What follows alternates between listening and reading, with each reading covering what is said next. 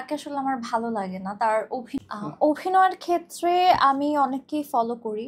আবার কমার্শিয়াল নায়িকার যে প্যাটার্নটা, ফ্যাশন সেন্স, গ্ল্যামার সবকিছু মিলিয়ে যেটা সেটার ক্ষেত্রে আবার আমি অন্যদেরকে ফলো করি। যেমন শুধুমাত্র অভিনয় বললে আমি জয়া আহসান আপুকে অনেক ফলো করি। তারপর নুসরাত ইমরোজ তিশা, মেহজাবিন চৌধুরী, রিসেন্টলি তাসনুভা তিশা অনেক ভালো করছে।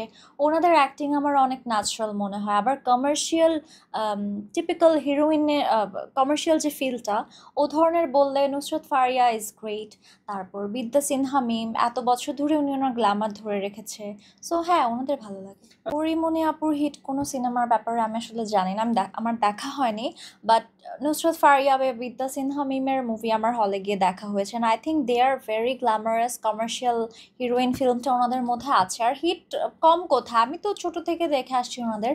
আর তারও পূর্ববর্তী প্রজন্মে যারা আছেন, শাবানা, শাবনূর, পূর্ণিমা, পপি, ম্যামদের কথা যে বললেন, ওনারা, হ্যাঁ মৌসুমী, ওনাদের কথা যে বললেন, ওনারা যে সময় মুভি করতো সে সময় আসলে আমার জন্ম হয়নি। সো ওই ধরনের মুভিগুলো আমার খুব একটা দেখা হয়নি। বা আমি যখন বড়ও হয়েছি সে সময়, মানে আমি যখন বুঝতে শিখেছি তখন থেকে আমি দেখে আসছি বিদ্যা সিনহা মিম বা মমো, ওনাদেরকে দেখেছি। সো আগের মুভি আমার ওইভাবে, সত্যি কথা তাকে আসলে আমার ভালো লাগে না। তার অভিনয় বা তার ব্যক্তি জীবন নিয়ে তিনি যেরকম অসচেতনতার পরিচয় দিয়েছে, এটা আসলে আমি আর্টিস্ট হিসেবে চাই না যে আমার রেপুটেশনটা এরকম হোক।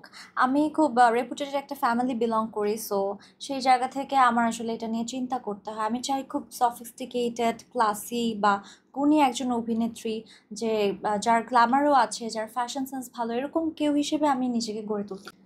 শাকিব খানের সাথে মানাকাকে এটা চুজ করা আসলে আমি কিছু না, বাট অপু বিশ্বাস আর বুবলি ম্যামের মধ্যে যদি কাউকে চুজ করতে বলা হয়, আই উড চুজ বুবলি।